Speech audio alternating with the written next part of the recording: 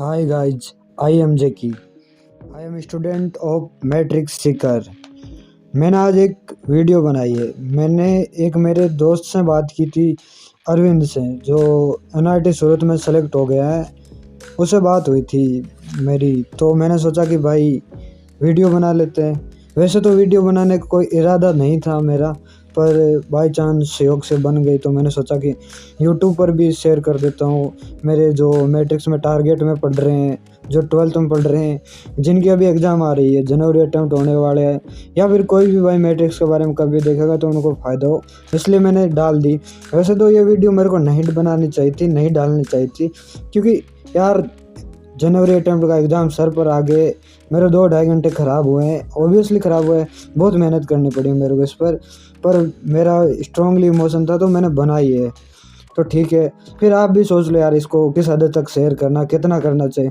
जिस बंदे का भाई एग्ज़ाम सर पर आ रखा है, उसने आपका सोचा तो आप भी कुछ सोचोगे। ठीक है, ओके बाय, इतना समझ गए होंगे। ठीक है, okay bye. Hello hello. Hello Arvind. Hello. कौन? हेलो। अरे भाई चल मैं शुरुआत करता हूँ, हाँ कि भाई, अरे अरविंद बोल रहा है क्या? हाँ। अरविंद बोल रहा है, फिर ध्यान से सुन, कुछ मैं बोल कि भाई तूने तो एग्जाम को फाड़ दिया धड़ से, पता नहीं कब हमसे आगे निकल गया सर से। पहचाना? नहीं पहचाना? मैं क्या बताऊँ, तू अपनी पहचान खुद खोल रहा है। मैं जरूर जान रहा हूँ तू रामदेव बोल रहा है। अरे वाह यार, वाह और सुना, बढ़िया भाई, वाह यार। इस इंट्रोडक्शन से मन मेरो ना हो भाई अरविंद, वाह वाह मजा आ गया। वाह भाई अरविंद, मजा आ गया, मजा आ गया। क्या शायरी बोली यार तूने। जैकी भाई को फेल कर दिया तूने, रामदेव को फेल कर दिया। सुने क्या? यार हाँ, भाई, लिखा भी है तो। अरे लिखो, लिखे कि भाई हाँ। तेरे भाई जैकी भाई के नाम वो लिखे, इंस्टा पर। इंस्टा पर ना लिखे भाई, उधर इंस्टा तक ना पूछ गया। वो जो मैट्रिक्स में दोबारा रिपीट कर रहे हैं, वो जो कॉपी किताब हमें चाल लग गया। लिख की जगह है तू? डायरी में लिखूं भाई मैं तो। डायरी में मैं लिखा करूँ? हाँ बस, इंस्टा पर के ना लिखा। भाई तेरे भाई की शायरी की एक डायरी भर गई, दूसरी भी भर जावे, मैं रोक रखी हूँ, मैं प्रेस कर रही हूँ जबरदस्ती के भाई शायरी ना आवे, पढ़ाई कर ले। सही बात है। अब आवाज की आ गई यार दिमाग में। भाई फिर भी दिखने नहीं, उफड़े दिख, उफड़े दिख, उफड़ उफड़ निकले। आज भाई एनआईटी सूरत में फूको, वाह यार। अरे का एनआईटी में, तू भी बढ़िया एनआईटी में जा यार, सूरत तू भी बढ़िया। भाई के दासी में तो के की औकात है भाई, जकी की के औकात है भाई। और बता अरविंद जी, हम आपसे पूछना चाहते हैं, आपने ऐसा क्या किया जो हम पीछे रह गए और आप आगे चले गए? आप ध्यान से बताइएगा, आपकी कॉल रिकॉर्ड की जा रही है। आपकी ये जो आप जो कहेंगे वो दूसरों के लिए भी मोटिवेशन बनेगी। तो आप हमें कुछ ऐसा बताइए कि जो बच्चे नहीं करते हैं मैट्रिक्स में, आपने अक्सर कर लिया। आपने देखा होगा कि आपके साथ वाले जो गलतियां कर रहे थे या मैंने की थी, मैं पीछे रह गया पर आप आगे चले गए। बताइए ऐसा क्या किया आपने? जी, सबसे पहले आपके सभी श्रोतागणों को मेरी ओर से नमस्कार। भाई हमारे कोई श्रोतागण नहीं है, आप हमारे कोई श्रोतागण नहीं है। आप देसी लैंग्वेज में बताइए, हमारे श्रोतागण होंगे वो पर्सनली होंगे, गाड़ी गलौज सब चलेगा, आप सब ऐसे बता सकते हैं। जी, जैसा कि आपने कहा कि 516 से ज्यादा लोग इस बार मैट्रिक से निकले हैं, बिल्कुल तो सर। मैंने वो कुछ खास नहीं किया है इस एनआईटी में आने के लिए, वही एक प्रोसीजर को फॉलो किया है और शायद मैं अच्छे से अगर अच्छे से कर पाता तो शायद एक आईआईटी में भी होता। लेकिन बात अब ये करते हैं कि मतलब आप लोग क्यों नहीं आ पाए। तो देखो, मैं बताइए कि हम सब लोग थे तो 12th के बाद हम स्कूलिंग से थे पहले तो, और कोचिंग करने गए तो उस सिचुएशन क्या होता है कि चीजें बहुत जल्दी होती है, बहुत थोड़ी टफ लेवल की होती है स्कूलिंग से। तो उन चीजों को मैनेज कर पाना संभव नहीं होता है कई बार। मैं ये कि आज हम बहुत सारे लोग थे स्कूलिंग के, उनमें से शायद बहुत कम लोग आज एनआईटी या आईआईटी में हैं। तो उनमें से मैं एक हूँ। तो इसका कारण मैं अपने पूरा 100% से अपने रूममेट को देना चाहूंगा, क्योंकि वो फाउंडेशन जी नरेंद्र अभी में है, इसी में है, वो मुझे दिख रहे हैं यहाँ से, मेरी हॉस्टल में है, अभी घर पे बात कर रहे हैं, मेरे 2 रूम छोड़ के रहते हैं मेरे पास नहीं।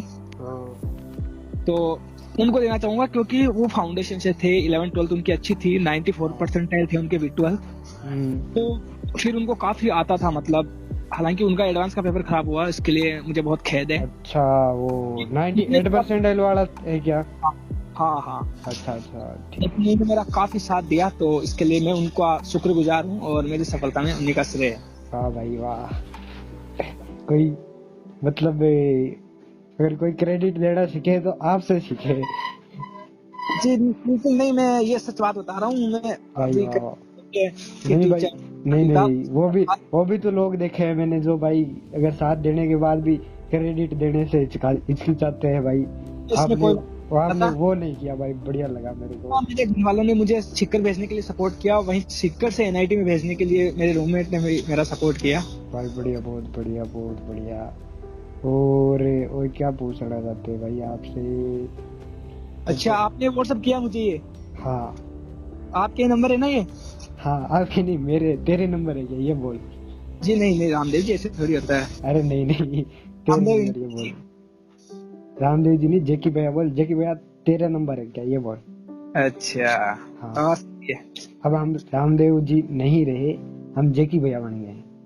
अरे बढ़िया बढ़िया, देखो यही होता है, यहाँ पर आने के बाद, यहाँ से 4 साल बाद डिग्री लेके सभी निकलेंगे, कुछ स्पेशल करते हैं। हाँ, कोई राइटिंग फील्ड में करते हैं, कोई एक्टिंग फील्ड में करते हैं, हाँ कोई रिसर्च फील्ड में करते हैं। हाँ, तो हमारी ये है कि आप भी अरविंद बन के वहां से मत निकलना, कुछ और ही बन के निकलना। बिल्कुल बिल्कुल, मैंने यहाँ पर एक स्टैंड अप कॉमेडी परफॉर्म की थी, अपना खुद का कॉन्टेक्ट लिख के, मतलब लोग यार सपोर्ट कर रहे हैं, बोल रहे हैं कि यार आने वाले प्रोग्राम में करना भाई, करना भाई। हाँ भाई, बहुत बढ़िया, करना, कुछ तो करना, टाइम पास मत करना, पढ़ाई भी करना। वैसे ब्रांच कौन सी आपकी? मैकेनिकल है जी मेरी भी। भाई मैकेनिकल है, तो हम तो आपसे यही कहना चाहेंगे कि आप कुछ देश में बड़ा जरूर करना। हम भी करेंगे। आप कुछ देश में ऐसा करना कि भाई मैकेनिकल में पढ़ के कुछ बड़ा इन्वेस्ट कर दिया, ऐसा जरूर करना। हमें भी गर्व हो कि भाई अरविंद नाम का लड़का था जो NIT में पढ़कर अरविंद नहीं रहा, उसने देश के लिए बहुत कुछ कर दिया। हम भी प्राउड फील करें। हाँ, मैं चाहता हूँ कि मेरे काम अरविंद वाले ना रहे, लेकिन मेरी पर्सनैलिटी वही अरविंद वाली रहे जो बचपन में वैसे लोगों के थी। बस बिल्कुल ऐसा कुछ आप जरूर करना। जी बिल्कुल, ऐसा ही करूँगा मैं। तो आप बताइए कि आपने होमवर्क कितना % होमवर्क किया था, कितना नहीं किया था, क्या सीन था मैट्रिक्स में, ये बताइए हमें। जहाँ तक मेरी बात है तो शुरुआत में मैकेनिक्स मेरे को समझ में नहीं आ रही थी। बिल्कुल मैकेनिक्स समझ में नहीं आ रही थी। आपको शायद सही मैं भी कुछ कहना चाहता हूँ। आपकी हवा तो MSD सर ने जिस दिन जियोमेट्रिकल ऑप्टिक्स पढ़ाया उसी दिन निकल गई होगी। हाँ, उस दिन निकली। देखो एक बात बताता हूँ मैं। हाँ, लेकिन हम हर एक टीचर का हम ड्रॉबैक देखते, लेकिन उनका हम एक प्रॉफिट नहीं देखते। हाँ बिल्कुल सही बात है। MSD सर अगर पढ़ाते तो शायद जिनकी फिजिक्स थोड़ी वीक है, फर्स्ट टाइम जिन नहीं पढ़ी, उनको प्रॉब्लम हो सकती है। हाँ, तो हम थोड़ा सा एफर्ट डालने की कोशिश करें तो चीजें मैनेज हो सकती है, मेरा ये मानना है। हाँ, क्योंकि उन्होंने जब MSD सर ने मैकेनिक्स पढ़ाई तो शुरुआत में मुझे 1 घंटा कुछ समझ में नहीं आ रहा था। तो हुआ ये कि मतलब मैं है ना अनअकैडमी के लेक्चर्स लेता था, रूममेट से पूछता था। मुझे फैक्टर करने नहीं आते थे फोर्स के इंक्लाइंड प्लेन में, डिरेक्शन वाले चैप्टर में। मुझे बहुत दिक्कत होती थी वहाँ पर। सही है। फिर वो धीरे धीरे की, फिर इसने ये भी बताया कि मैकेनिक्स का इतना कोई इम्पोर्टेंट रोल भी नहीं है, बस हमारे बेसिक्स कवर होने चाहिए। लेकिन जब तक पढ़ा था मैंने उसमें जान झोंक दी उस टाइम उसका रोल रहो ना रहो।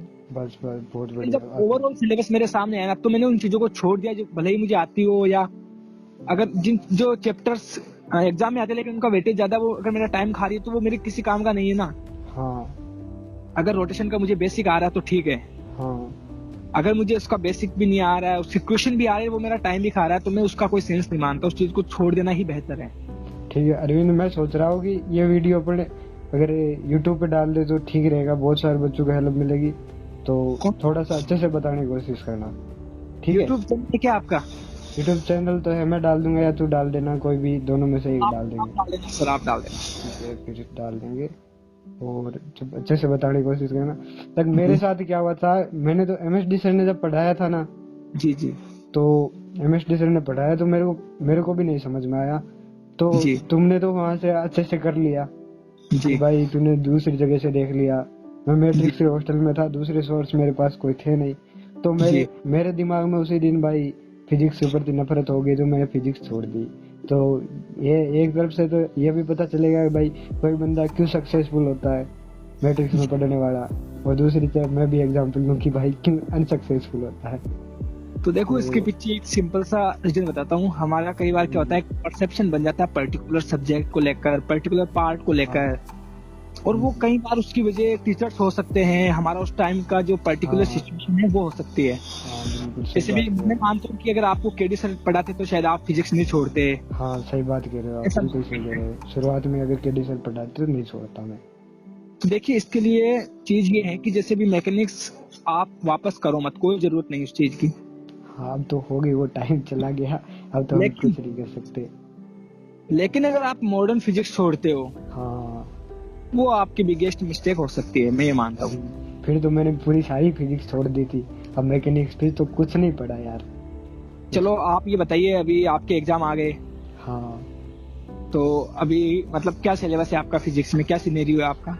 फिजिक्स में ठीक ठाक है, उतनी अच्छी नहीं है भाई। देख फिजिक्स में जो पढ़ रखी है पिछले साल, मतलब जो सब्जेक्ट पिछले साल मैंने पढ़े हैं ना बहुत अच्छे से हो गए। फिजिक्स में मैंने सीएम तक अच्छे से किया है, होमवर्क भी किया सारा, और पिछले 15 दिन में मैं डिप्रेशन में चला गया था भाई कि मैं तो अप्रैल के लिए तैयार था, मैंने सोचा कि एग्जाम अप्रैल में होगा, और बिल्कुल डिमोटिवेशन में चला गया। तो 15 दिन से आज निकला हूँ। आज भाई आज फोटो देखी ना यार, मेरे पास अरविंद बैठता था, अरविंद का सिलेक्शन हो गया भाई, तो मेरा भी हो जाएगा। अरविंद का हो गया, उसका क्या नाम बोलते हैं, अंजलि का हो गया, और दीपशिका का हो गया, और मतलब बहुत सारे लड़के अपने बैच वाले की मैंने जो तेरे पास फोटो भेजी है, या तो मेरे हॉस्टल के बंदे या अपने बैच वाले। तो भाई मैंने सोचा यार इतने बंदू का सिलेक्शन हो गया तो अपना भी हो जाएगा। फिर मैं डिप्रेशन से एकदम मतलब वो कहते हैं एकदम जस्ट बाहर निकल गया। और भाई आज एजी सर से भी मिल गया, बहुत बढ़िया पढ़ाई हुई है। क्या कहा उन्होंने? भाई एजी सर ने तो यही कहा कि 24 को एक मतलब जो अपने 2022 में पेपर हुए थे ना, हाँ वो पेपर ऐप पे डाल रखे। तो सर ने बोला कि 24 तारीख तक को मतलब पहले अच्छे से प्रिपेयर करो। जो होमवर्क दे रहे हैं अभी ग्रुप वाला होमवर्क दे रहे हैं हमें, जो अपने रिवीजन के लिए ग्रुप वाले मिली थी ना अपन को लास्ट में, हाँ असाइनमेंट, उतना ही होमवर्क दे रहे हैं। और एजी सर ने बोला कि उसमें ही 50% होमवर्क करना। तो बोले मेरे कि भाई 24 तारीख तक तो मतलब तेरी प्रिपरेशन होगी नहीं, आधा होमवर्क करता जा, क्लास में जो पढ़ा रहे हैं उनको ध्यान से पढ़ता जा, और 24 को टेस्ट देना, वैसे देना कि जैसे तेरा जेईई का फाइनल टेस्ट हो रहा है। तो मैं वो 24 तारीख को टेस्ट दूंगा। फिर उसमें उन्होंने बोला कि उस टेस्ट से गलतियां नोट करना, और उससे जो गलतियां हो रही है उसको थोड़ा बहुत सुधार के 26 को एक टेस्ट, वैसे ही सीरियस हो गए, एक टेस्ट 26 को और देना। तो फिर वो 2 टेस्ट दूंगा, फिर जाऊंगा तैयारी। अभी तक तो मैंने कोचिंग के एक भी टेस्ट नहीं दिए भाई, डिप्रेशन में था तो मैंने एक भी टेस्ट नहीं दिए। 1-2 थोड़े बहुत दिए, एक केमिस्ट्री का दिया था 30 मिनट में दिया था, वो भी ऐसे फालतू ही डिप्रेशन में दिया था, उसमें 34 से 1 नंबर आए। तो छोड़, वैसे कोई खास टेस्ट दिए नहीं है। और तेरे को वैसे बता दूं कि मेरे कोचिंग के नंबर चल रहे भाई 100 के आसपास डोल रहे। मैंने आया तब तो बहुत जोश था, पर बीच में क्या है ना यार, एक लड़की वगैरह कुछ वैसा भी हो गया तो उससे भी खराब हो गई। और वैसे मतलब थोड़ी बहुत होती अब आते एक बार तो 15 दिन बिल्कुल खराब हो गई मेरी। पर अब मेरी सुधर गई, अब मेरे को लग रहा है कि अब मैं बहुत अच्छा कर जाऊंगा। तो यह हाल है हमारा इस साल का। तो रामदेव मैं आपको बता दूं एक चीज, हाँ कि ये मेरे साथ भी होता है कि कई बार हमारी प्रिपरेशन है वो पीक लेवल पे होती है, हाँ हमारे अंदर काफी कॉन्फिडेंस होता है, हमें लगता है कि बस कब एग्जाम हो और जो चीजें मुझे आ रही है मैं उनको कब एक्सप्रेस कर पाऊँ पेपर में। और कई बार हमारे साथ ही होता है जब हम काफी डिमोटिवेट होते हैं, लगता है कहाँ आ गए चीजें नहीं आ, ये सोचते हैं कि भाई एग्जाम हो ही ना, अभी एग्जाम देने के लायक ही नहीं है हम ऐसा। कोई ना कोई ऐसी सिचुएशन मिलती है जिससे हमें एकदम पुशअप मिलता है और हम वापस खड़े होते हैं।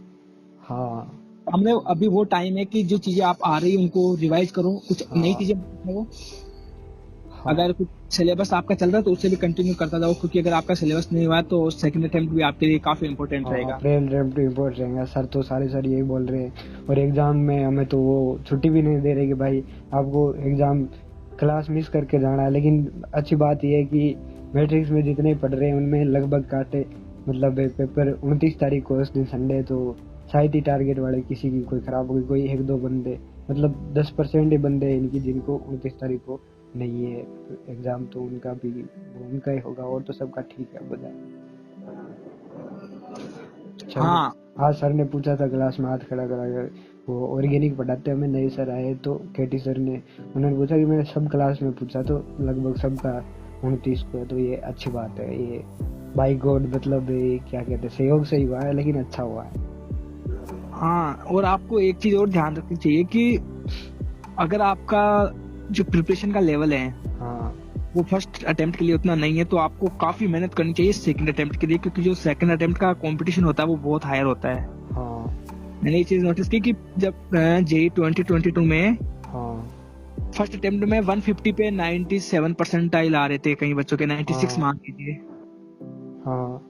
तो वही एक बार मैं नेक्स्ट आपको अटेम्प्ट में एक बार आपसे पूछना चाहूंगा कि आपका फर्स्ट अटेम्प्ट में कितने मार्क्स थे और कितनी परसेंटाइल थी, और सेकंड बिल्कुल अटेम्प्ट पे कितने मार्क्स और कितनी परसेंटाइल थी? बिल्कुल मैं बताता हूँ। हाँ वही सेकंड अटेम्प्ट में 150 पे 94 परसेंटाइल आ रहे थे। बिल्कुल। जब 4 परसेंटाइल का डिफरेंस हो गया सेम मार्क्स पे।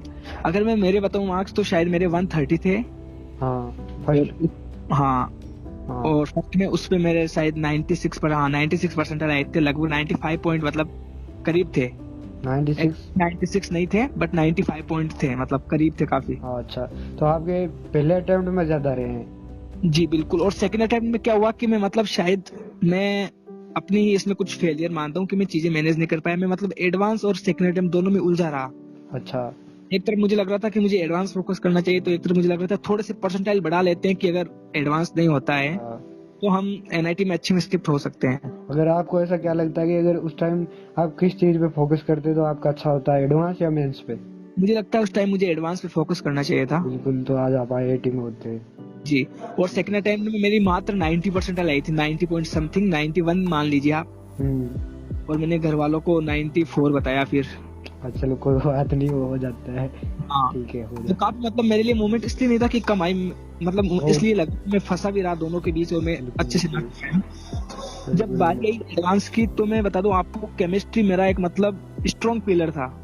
हाँ मतलब केमिस्ट्री मेरे लिए काफी वरदान साबित होने वाला था, क्योंकि मुझे वो जो काफी चीजें जो कोचिंग में अच्छे से नहीं पढ़ाई जाती मैंने उनको किया। मतलब एडवांस की प्रॉब्लम्स की, कुछ भी चैप्टर्स नहीं छोड़ा केमिस्ट्री में। फिजिकल केमिस्ट्री में सिर्फ इक्विलिब्रियम को छोड़ के अच्छा, सारे बाकी कर लिए। सारी चीजें मेरी स्ट्रॉन्ग थी। इक्विलिब्रियम में आप कौन सा आयोनिक इक्विलिब्रियम बोल रहे हो? हाँ, आयोनिक और केमिकल में भी मैंने शायद होमवर्क नहीं किया था उस टाइम, तो मेरा अच्छा नहीं था, तो मैंने उसको छोड़ना ही बेहतर समझा। बिल्कुल, मेरा भी छूट गया भाई, अगली बार आयोनिक इक्विलिब्रियम छूट गया मेरा भी। हाँ, और बहुत सारे चैप्टर थे जो मैंने खुद से किए थे, जैसे इलेक्ट्रोकेमिस्ट्री है, सॉल्यूशन है, क्योंकि उस टाइम में भी क्लासेस छोड़ रहा था फर्स्ट अटेम्प्ट की वजह से। बिल्कुल, उस टाइम तो सबने छोड़ी थी, तो जब एडवांस के लिए उन्होंने ऑनलाइन वगैरह आपने कर ली। हाँ, और फिजिक्स मेरी ऐसी थी कि मेरी मीडियम थी, ना ज्यादा टफ ना मतलब ज्यादा अच्छी थी, ना ज्यादा खराब थी। हाँ और मैथ्स थी तो मैथ्स मैंने इतनी कर रही थी कि मेरी कट ऑफ क्लियर हो जाए, और मैं जितने क्वेश्चन करता था वो कॉन्फिडेंस के साथ बस वही सही होते हैं, बाकी मैं कुछ तुक्के वुक्के नहीं मारा। मैथ्स में ऐसे कौन से टॉपिक थे जिनमें तुम्हें दिक्कत आती थी आपको? दिक्कत तो देखिए, जब मोस्ट ऑफ क्वेश्चन बनते थे वो इंटीग्रेशन प्लस फंक्शनल इक्वेशन को जब ऐड करके जो क्वेश्चन बनते थे, लिमिट्स वगैरह, हाँ उनमें कई बार दिक्कत आती थी। वो ऐसे होता था कि मेरे कोई क्वेश्चन मतलब पर्टिकुलर टॉपिक को इतना अच्छा नहीं था, कोई खराब नहीं था। हाँ, कोऑर्डिनेट ज्योमेट्री में ठीक भी कई है, बार। आपको मैं बताता हूँ। जैसे कि भाई, जैसे बच्चे आते हैं, जहाँ तक मैंने देखा है कि लगभग बच्चों का M1 वाले ट्रैक में जो चैप्टर पढ़ाए जाते हैं वो ज़्यादा फेवरेट होते हैं, और जो M2 ट्रैक में जो कोऑर्डिनेट जियोमेट्री पढ़ाई जाती है वो बहुत सारे बच्चों को पसंद नहीं होती, कोऑर्डिनेट जियोमेट्री, और बहुत सारे बंदे छोड़ते हैं। और पिछले साल मैथ्स में मैंने एक ही पोर्शन छोड़ा था, वो कोऑर्डिनेट जियोमेट्री छोड़ा था, लेकिन अब की बार छोड़ा तो नहीं, पर उतना है ना कि उतना कॉन्फिडेंस नहीं। बाकी मैथ्स के क्वेश्चन तो चाहे J2 का दे दो, J3 का, वो सारे क्वेश्चन बन जाते थे, लेकिन उसके कम बने। उसका होमवर्क भी मेरा उसी का छूटा था सबसे पहले। तो आपका क्या कहना है कोऑर्डिनेट जियोमेट्री के बारे में? हाँ, कोऑर्डिनेट देखो एडवांस में आज मतलब जिस हिसाब से मैथ्स 2 साल से आ रही है तो क्वेश्चन थोड़े टफ पढ़ने लग गए। मैथ्स के लिए क्या कहना चाहते हो आप? हाँ, मेंस के लिए मैं कहूँगा कई बार टफ भी आते तो कई बार इजी भी आते, तो हम छोड़ तो नहीं सकते उसको। हाँ, मतलब छोड़ते नहीं। कितनी तैयार करनी चाहिए? आपको क्या लगता है कि उसकी पहले तो जैसे कहते हैं कि भाई जी सर तो बोलते हैं कि कोऑर्डिनेट ज्योमेट्री के पहले अच्छे से शॉर्ट नोट्स बने होने चाहिए, छोरी रटी हाँ, होनी चाहिए। हमें उनके जनरली टेंजेंट नॉर्मल कैसे निकालते हैं, उनके टेंजेंट के पॉइंट क्या होते हैं, नॉर्मल पॉइंट क्या होते हैं, बस ये प्रॉपर्टी अगर इतनी याद होती है तो हमारा क्वेश्चन बन जाता है, और प्रैक्टिस की हुई है तो। अच्छा। अदरवाइज क्वेश्चन नहीं बनेंगे ओनली प्रॉपर्टी से। हाँ, और स्टार्टिंग क्वेश्चन में प्रैक्टिस मतलब आप कहना चाहते हो केवल थ्योरी से काम नहीं चलने वाला, क्वेश्चन प्रैक्टिस भी होनी चाहिए। आपने काफी इजी क्वेश्चन है, आप थोड़े क्रिएटिव माइंड के हो तो कर अगर सकते हो। आपको आपने कोऑर्डिनेट जियोमेट्री में जहाँ तक आपका, अगर आप एक शेयर करना चाहोगे, आपका कितना होमवर्क पेंडिंग था कोऑर्डिनेट जियोमेट्री में? कोऑर्डिनेट में मैं मानता हूँ स्ट्रेट लाइन में मैंने कुछ खास नहीं किया था। मतलब आपको जब कोचिंग से जब पढ़ाया गया तब आपका जस्ट टॉपिक चल रहे थे, जब टीचर आपको पढ़ा रहे थे, आरजे सर ने पढ़ाया आपको कोऑर्डिनेट जियोमेट्री, है ना? तो आपका कितना मतलब ज्यादातर बच्चों को आरजे सर बहुत सारे बच्चों को पढ़ाते, तो आपका कितना अधूरा था? देखो आरजे सर जब पहले पढ़ा रहे थे तो मैं होमवर्क भी कर रहा था, मुझे काफी अच्छी भी लग रही थी। एक दो बार आए तब वो पहले एक दो लेक्चर में मुझे थोड़ा अजीब सा फील हुआ क्योंकि वो नए टीचर थे। एक बार होता है कि भाई H1 बैच था तुम्हारा पहले। हाँ फिर H2 में आया तो 28 अक्टूबर को सप्लिंग हुई, H2 बैच मिला। हाँ मैं उस तो दिन काफी एक बार डिमोटिवेशन भी हुआ होगा कि भाई आप मैट्रिक्स के टॉप 80 बच्चों में भी नहीं आए, तो उस टाइम आपने कैसे खुद को मोटिवेट किया? उस टाइम देखिए मैं रोया पहले तो, मतलब उस दिन मैं अपने आप को मेरे भी बहुत मेरे साथ हुआ था, मैं भी रोया था। कोई बहुत बड़ी बात नहीं है, रो देते हैं। हाँ ठीक है। हाँ मतलब बालकनी में जाकर रोने लगा पहले तो। हाँ और वैसे मोमेंट्स आते हैं लाइफ में कई बार, हमें उनको डील करना चाहिए और आना भी जरूरी है, आई थिंक तभी हम स्ट्रांग होते हैं। हाँ बिल्कुल सही बात कह रहे हो आप। अपनी मम्मी को भी नहीं बताया, मेरे एक भैया है, मैंने उनसे बात की। हाँ तो उन्होंने कहा क्या हुआ, एक पेपर खराब हो गया तो तू अपनी गलतियों को सुधार और मतलब ऐसा काम कर कि तुझे वापस ना रोना पड़े। हाँ फिर मैंने वहीं से सोचा और फिर मैं अगले दिन गया तो बहुत सारे टीचर्स बोल रहे थे कि बैच मैटर नहीं करता, मैटर नहीं करता। हाँ बिल्कुल। आते ही डीके सर ने बोला था, आरजे सर ने बोला था, सबने बोला था, मेरे को भी याद आ रहा है। लेकिन मेरे अंदर एक स्ट्रांग फीलिंग थी कि बैच मैटर करता है क्योंकि जिस हिसाब से टीचर्स को बैच दिए गए हैं और जो मतलब पहले अपन को थोड़ा पता था कि मैट्रिक्स में तो सभी बैच में एक जैसे टीचर पढ़ाते। अपन को तो पहले शुरू में आए तो मैट्रिक्स के बारे में अपन नहीं जानते थे। अपन को ऐसा ही लगता था कि भाई टॉप फैकल्टी है जो टॉप बैच में पढ़ाती है, लेकिन ऐसा है नहीं, सारे टीचर हर बैच में पढ़ा देते हैं, ऐसा देखा है मैंने। इन्फ्लुएंस होता है, हमें बॉन्ड क्रिएट करना होता है टीचर के साथ। हर टीचर अच्छा होता है। हमारा माइंडसेट ये होना चाहिए कि जो हमें पढ़ा रहा है वो बेस्ट है। आप बिल्कुल सही बात कह रहे हो। आप दुनिया की मैंने तो आज तक मैं भी एक पढ़ने में अच्छा स्टूडेंट रहा हूँ और मैंने भी मतलब स्कूल में ठीक ठाक हर क्लास को टॉप करके आया हूँ। तो मेरा भी मानना है कि टीचर से अच्छे होने चाहिए, टीचर से कभी भी टीचर के प्रति नेगेटिव नहीं सोचना चाहिए, ये सबसे बड़ी बात है। आप सबसे बड़ी बात कह रहे हो। अगर आपको लग रहा है कि आपका टीचर आपको सही नहीं पढ़ा रहा है, हाँ, तो आपके पास दो ऑप्शन है।